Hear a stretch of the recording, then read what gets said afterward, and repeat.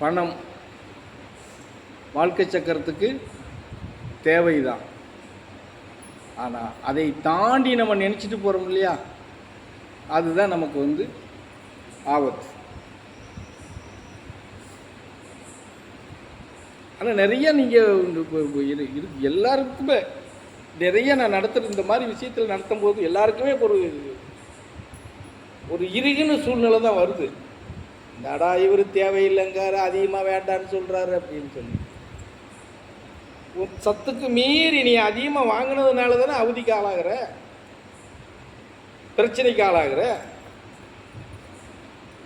உன் வீட்டை விட்டு வெளியே வந்தீங்கன்னா தலை நிமிர்ந்து நடக்க முடியுமா?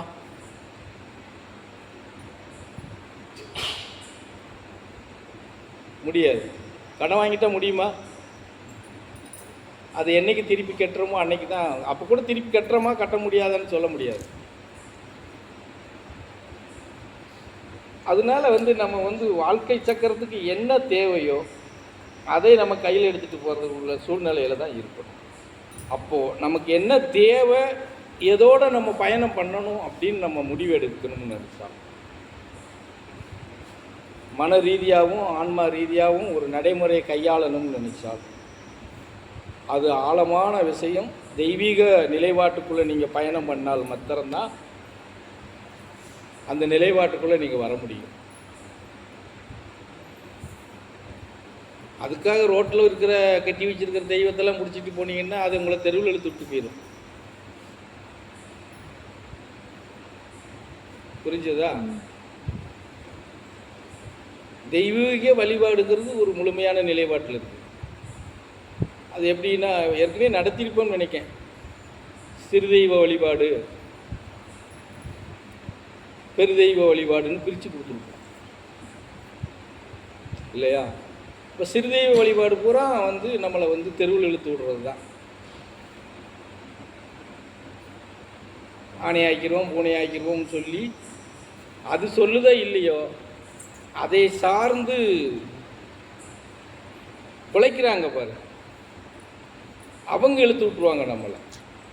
அது இழுத்து விடுன்னு நினைக்கலன்னா கூட அதை சார்ந்து இருக்கிறவங்க அவங்க நம்மளை இழுத்து விட்டு போயிடுவாங்க.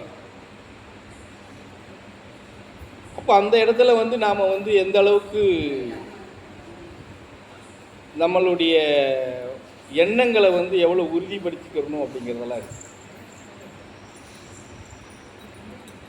இப்போ அந்த உறுதிங்கிறது வந்து என்ன? இப்போ நம்ம ஒருத்தர் வந்து 80 கிலோ இருப்பாங்க இல்லையா சாமி, ஒருத்தர் 60 கிலோ இருப்பாங்க, இன்னும் சிலர் 45 48 கிலோ உள்ளதாக இருப்பாங்க. 40 கிலோ இருக்கிறவங்க ஓடுற ஓட்டம் 80 கிலோவில் இருக்கிறவங்களால ஓட முடியுமா? முடியாது சார். இல்லையா? ஆனால் 80 கிலோ இருக்கிற வெயிட் தூக்குறவங்க வந்து 40 கிலோ இருக்கிறவங்க தூக்க முடியாது. ரெண்டு விஷயம் மாறி பார்க்கணும். அப்போ நம்மளுடைய பலம் எவ்வளவு இருக்கும் அந்த நிலைப்பாட்டுக்கு தகுந்தது மாதிரி தான் நம்ம வந்து எந்த காரியத்தையும் கையில் எடுத்துக்கிறணும். புரியுதா? அப்போ தான் நாம் வந்து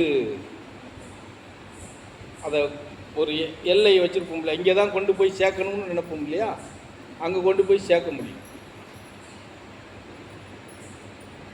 பரவாயில்ல பெரிய இருக்கட்டும் இழுத்துட்டு போயிடுவோம் அப்படின்னு சொன்னால் முழுசாக கொண்டு போய் அங்கே சேர்க்க முடியுமானா சேர்க்க முடியும், பாதி வழியில் நின்றுக்கணும்.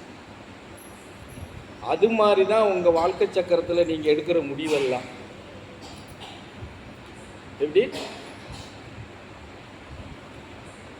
உங்கள் வாழ்வாதாரத்தை எந்த அளவுக்கு நீங்கள் நிலைநிறுத்திக்கணும்னு நினைக்கிறீங்களோ அது ஒரு சுழல் தான், ஒரே இடத்துல நிற்காது. எவ்வளோ பெரிய நீங்கள் இப்போ வசதியானவங்களாக இருந்தாலும் சரி ஏழ்மையாக இருந்தாலும் சரி எல்லாருக்குமே அது ஒரு சுழலாக தான் வந்துக்கிட்டு இருக்கும். ஒரே நிலைப்பாட்டில் நின்று காய் நகர்த்தாது. நம்ம என்ன நினைக்கிறோம், இங்கேயே நின்று எல்லாம் பார்த்துடணும், இங்கேயே நின்று எல்லாம் பிடிச்சிடணும் அப்படின்னு நம்ம நினைக்கிறோம். முடியுமா? ஒரே இடத்துல நின்று ஏதாவது பண்ண முடியுமா? சரி, 4 இடத்துல சுற்றினா தான் காரியம் சாதிக்க முடியும்னா அதை சரியாக செய்கிறோமா?